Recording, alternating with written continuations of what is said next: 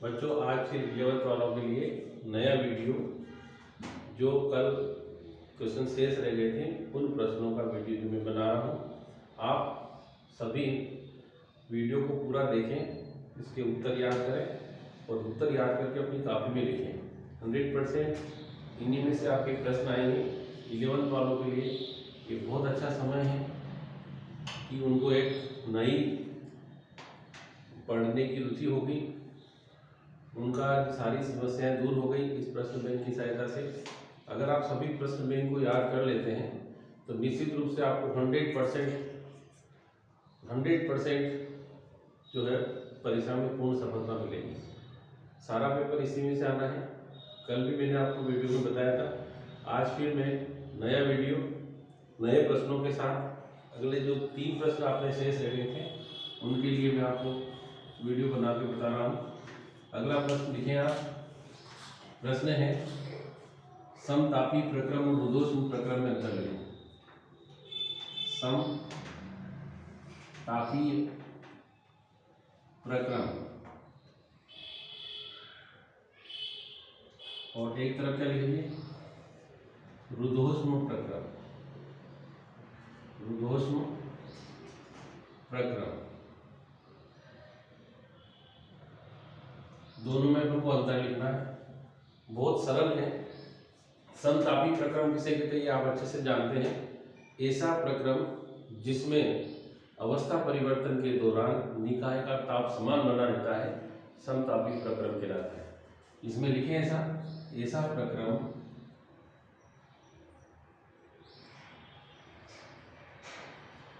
पहला डिफरेंस लिखने पर बहुत इंपॉर्टेंट क्वेश्चन है, बहुत अच्छे से याद करें। जिसमें अवस्था परिवर्तन के दौरान अवस्था परिवर्तन के दौरान निकाय का ताप स्थिर बना रहता है, स्थिर बना रहता है, समतापी प्रक्रम कहलाता है। समतापीय प्रक्रम कहलाता है। सिंपल सी परिभाषा थी, ठीक है ना। अब दूसरा, इसमें रुद्धोष्म में लिखिए ऐसा प्रक्रम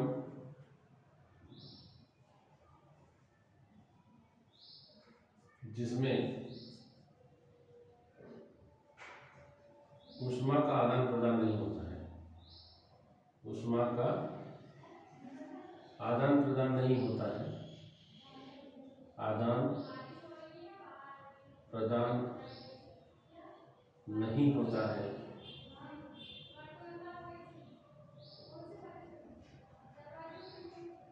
रुद्धोष्म प्रक्रम कहलाता है। रुद्धोष्म प्रक्रम कहलाता है। दोनों सिंपल है। एडियाबेटिक प्रोसेस जिसमें ऊष्मा का आदान प्रदान नहीं होता है, रुद्धोष्म प्रक्रम कहलाता है। ऐसा प्रक्रम जिसमें अवस्था परिवर्तन के दौरान निकाय का ताप स्थिर बना रहता है। इसमें आंतरिक ऊर्जा नियत रहती है। दूसरा लिखेंगे, इसमें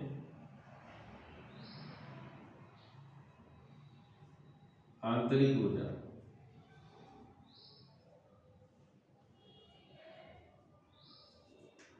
नियत रहती है। आपको पढ़ाया था मैंने कल भी, समतापी प्रक्रम की आंतरिक ऊर्जा नियत रहती है।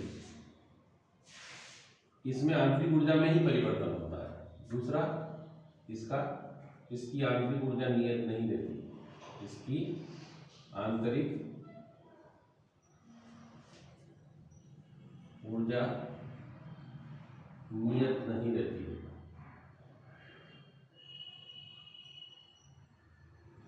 दो अंतर हो गए। तीसरा, यह एक तीव्र प्रक्रम है, सॉरी यह मंद प्रक्रम है और यह एक तीव्र प्रक्रम। देखिए, यह समतापी प्रक्रम है, यह एक मंद प्रक्रम है। मंद मतलब धीरे धीरे होने वाला। यह एक मंद प्रक्रम है, यह तीव्र प्रक्रम है। तीसरा लिखेंगे, यह तीव्र प्रक्रम है। 3 अंतर हो गए। आपको आसानी से 5 अंतर याद करना है, बहुत आसान, आप याद कर सकते हैं।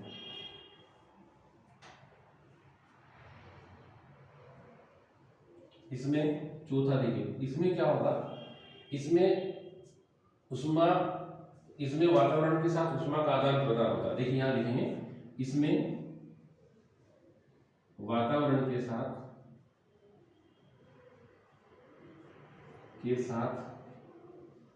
उष्मा का आदान प्रदान होता है। उष्मा का आदान प्रदान होता है।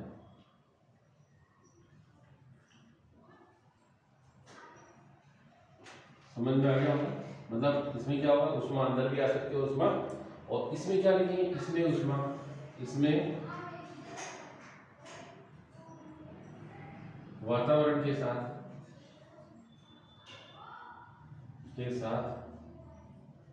उष्मा का आदान प्रदान नहीं होता है।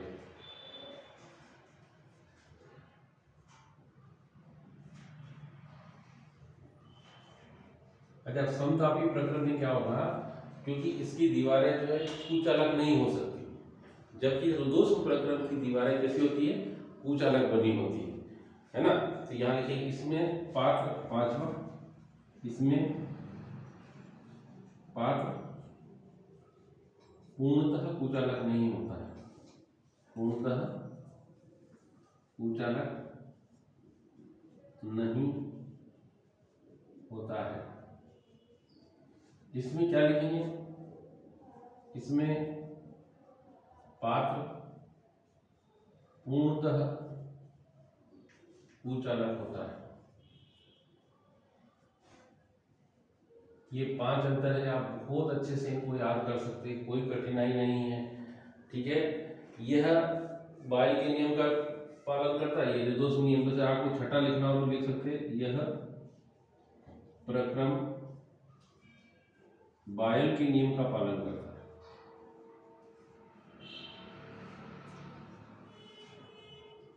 पालन करता है। और इसमें क्या लिखेंगे, यह नियम रुद्धोष्म प्रक्रम नियम का पालन करता है। नियम का पालन क्या है, अपने पीवी की पावर गामा बराबर के, ऐसा पढ़ा है, का पालन करता है, ठीक है। इस प्रकार से कुल 6 इसके अंतर हैं। आप एक भी अंतर को, इसमें से कोई प्रॉब्लम नहीं आएगी, अगर आप चाहें तो बहुत अच्छे से याद कर सकते हैं। और बड़ा महत्वपूर्ण प्रश्न है, जरूर याद करें। मेरे इस वीडियो को पूरा देखें। अगला क्वेश्चन फिर बता रहा हूँ मैं आपको। नेक्स्ट देखिए, चक्रीय प्रक्रम क्या है, उसमें आगे लिखा था पीवी आरेख द्वारा समझाइए। प्रश्न लिखिए आप, चक्रीय प्रक्रम क्या है, प्रश्न को लिखें एक बार फिर से। बहुत अच्छा प्रश्न है, चक्रीय प्रक्रम आप लोगों को पढ़ाया है मैंने, चक्रीय प्रक्रम।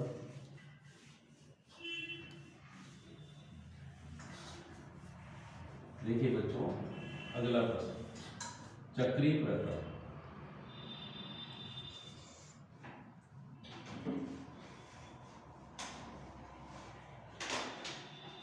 किसे कहते हैं?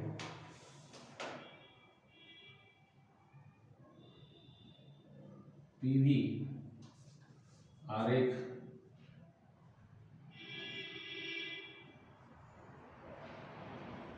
खींचकर समझाओ।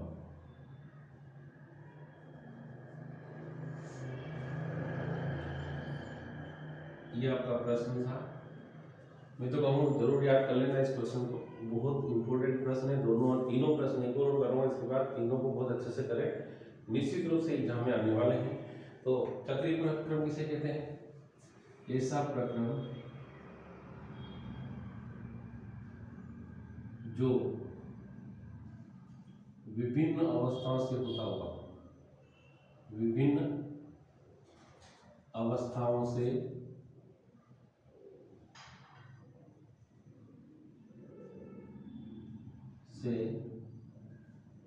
होता हुआ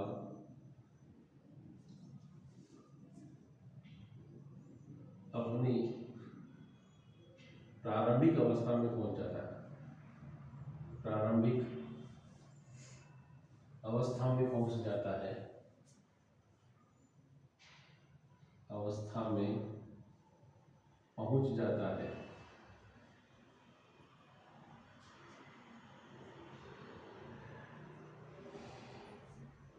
चक्रीय प्रक्रम कहलाता है, चक्रीय प्रक्रम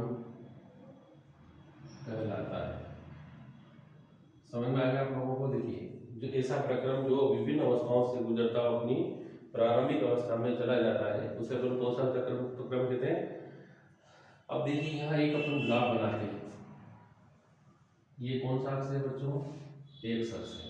और ये कौन सा पीवी आरेख बना रहे हैं? इधर अपने क्या लिया? इस अक्ष पर अपने दाब ले लिया और इस अक्ष पर क्या ले लिया? आयतन। दो अक्ष है अपने पास, एक्स अक्ष और वाई अक्ष। एक्स पर मैंने क्या ले लिया? दाब। और वाई पर क्या ले लिया? वाई पर दाब ले लिया। और एक्स, मान लीजिए कोई वस्तु जो है, कोई निकाय जो है वो ए बिंदु से चलकर बी बिंदु पर जाता है और बी से कहाँ चला जाता है? सी पर चला जाता है। फिर यहाँ ऐसा ए बी लिख लें, ये डी मार्ग है, ए डी बी मार्ग। और फिर ये वापस इधर से होता हुआ पुनः अपने मूल अवस्था में चला जाता है, ये सी मान लें। यहाँ इसको अपन, इसको मैं ई मान ले लूँ और इसको कौन सा दे दूँ? एफ। ये अपना पीवी आर है। कौन सा आ गया? ये ऑब्जेक्टिव में भी आते हैं इसमें, ये पीवी आर है। अब इसको समझाएं अपन कि माना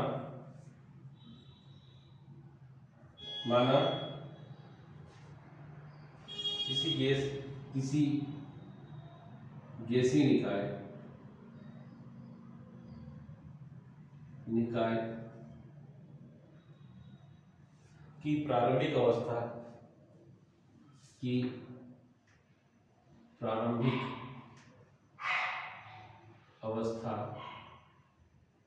कितनी है बच्चों? P1 V1। मतलब किस बिंदु पर कितनी है इसकी प्रारंभिक अवस्था और यहाँ कितनी है, तथा अंतिम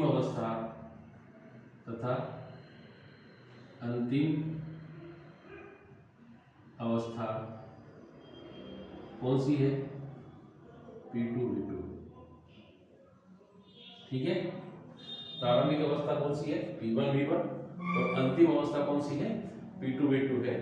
अब जिस अतः गैसीय निकाय द्वारा माना ये जो है पहले किससे ऊपर जाता है? एडीबी मार्ग। माना यह अवस्था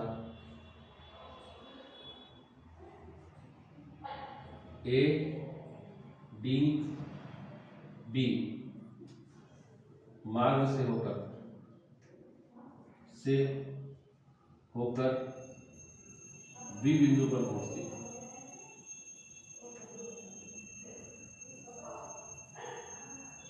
अतः निकाय द्वारा किया गया कार्य, निकाय द्वारा किया गया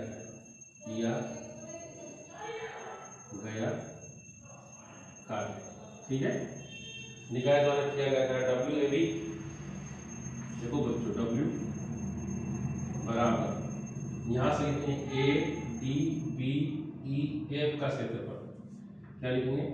ए डी बी ई एफ का क्षेत्रफल। ठीक है। पुनः निकाय कहां से? बीसीडी मार्ग से होकर अपनी प्रारंभिक अवस्था में आ जाता है, प्रारंभिक अवस्था में आ जाता है।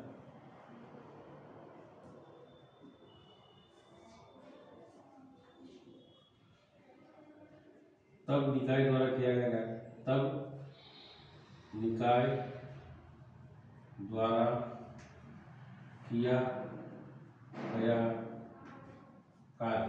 देखिए बच्चों, W कहाँ से चले, B से A पर, यहाँ A से B से गए थे और B से वापस कहाँ आ रहे A पर, बराबर कितना आ जाएगा, यहाँ लिखेंगे B, फिर क्या लिखेंगे C, A, F, E द्वारा किया गया। ठीक है ना। देखो यहां से जब जाएगा तो इसके द्वारा किया गया कार्य, यहां से आएगा तो इसके नीचे वाले के द्वारा किया गया कार्य। ठीक है। अब क्या लिखेंगे, निकाय पर किया गया कुल कार्य, निकाय पर किया गया कुल कार्य W बराबर WAB माइनस WBA। ठीक है ना, WAB माइनस WBA। चलो बच्चों, W बराबर किसका क्षेत्रफल ज्यादा है, ADB का क्षेत्रफल AC BCA EF के क्षेत्रफल की तुलना में ज्यादा है, अतः क्या लिखते हैं, घटाएंगे तो अपने पास बंद वक्र ADBC का क्षेत्रफल। ठीक है ना, बंद वक्र ADC का क्षेत्रफल।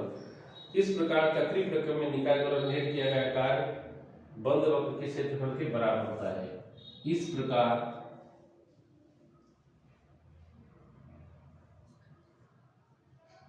चक्रीय प्रक्रम में निकाय के द्वारा किया गया कार्य बंद वक्र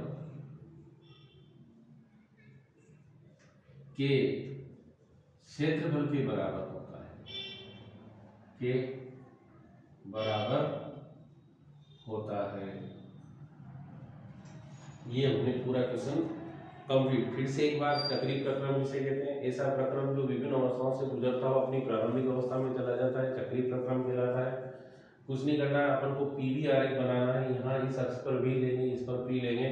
मान लीजिए इस किसी भी निकाय की प्रारंभिक अवस्था E1 V1 है और ये ADB मार्ग से होते हुए B पर पहुंच जाता है, जहाँ इसकी अवस्था की वजह से P2 V2 हो जाती है। तब निकाय द्वारा किया गया कार्य ADBEF का क्षेत्रफल। फिर जब ये पुनः B से AC मार्ग से वापस आता है तो क्या करेंगे, कौन सा क्षेत्रफल ले लेंगे, BCA FE का क्षेत्रफल ले लेंगे। जब दोनों को घटाएंगे तो देखिए ऊपर वाले में से नीचे वाले को घटाएंगे तो स्वाभाविक अपने पास ये क्षेत्रफल बच जाएगा। इस प्रकार कहेंगे कि चक्रीय प्रक्रम में निकाय द्वारा किया गया कार्य उसके बंद क्षेत्रफल के बराबर होता है। ये बहुत महत्वपूर्ण प्रश्न था, आपको समझ में आया होगा। अब इसके बाद एक क्वेश्चन और है, क्या कारण है कि बंदरगाहों के निकट की जलवायु सम होती है जबकि रेगिस्तान की जलवायु जो होती है वो विषम जलवायु होती है। इसका कहने का मतलब यह है, इसको आप समझ लें कि क्या कारण है कि बंदरगाह समान अक्षांश का मतलब एक ही अक्षांश पर एक बंदरगाह भी स्थित है और एक अक्षांश पर कौन सा अपना रेगिस्तान भी स्थित है। तो आपको सिंपल सा प्रश्न याद रखना है, इसका आंसर ऐसे लिखेंगे, हम जानते हैं कि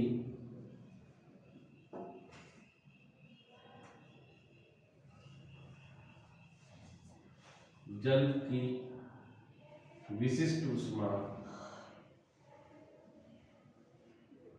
का मान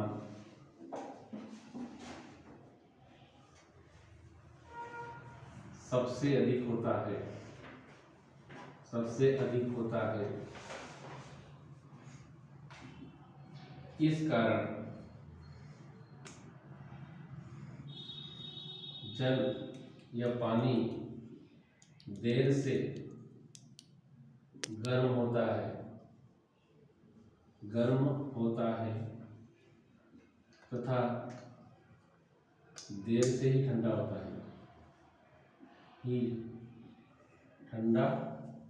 होता है। ठीक है ना, पानी जो है वो देर से गर्म होता है और देर से ही ठंडा होता है, इस है ना, ठीक है, ठंडा होता है। अतः बंदरगाह, बंदरगाह कहाँ होते हैं, जहाँ समुद्र है, बंदरगाह की जलवायु सम होती है, जबकि रेगिस्तान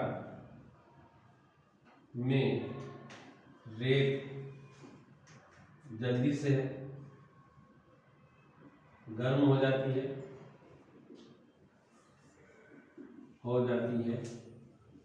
तथा रात में जल्दी से ठंडी भी हो जाती है, अतः रेगिस्तान की जलवायु विषम होती है, रेगिस्तान की जलवायु विषम होती है। ये एक प्रश्न और है जो आप आसानी से पढ़ सकते हैं, ये कारण बताओ वाला प्रश्न था। एक प्रश्न और इसमें पूछ रखा है कि क्या कारण है कि कुएं का पानी सर्दियों के दिनों में गर्म और गर्मियों के दिनों में ठंडा रहता है। बच्चों सिंपल सी बात है, ऐसे प्रश्नों के लिए कुछ नहीं, आपको केवल विशिष्ट ऊष्मा का फंडा याद रखना है। और हम जानते हैं कि गर्मी के दिनों में वातावरण का ताप अधिक हो जाता है और पृथ्वी का टेम्परेचर समान बना रहता है। तो गर्मी में क्या होता है, वातावरण अधिक होने के कारण यह जो है पानी अपन को ठंडा लगता है। वही पानी सर्दी के दिनों में वातावरण का टेम्परेचर 10 डिग्री तक पहुंच जाता है, पानी का टेम्परेचर 30 डिग्री होता है, तो वही पानी अपन को पानी कभी ठंडा गर्म नहीं होता है, केवल वातावरण ही ठंडा गर्म होता है।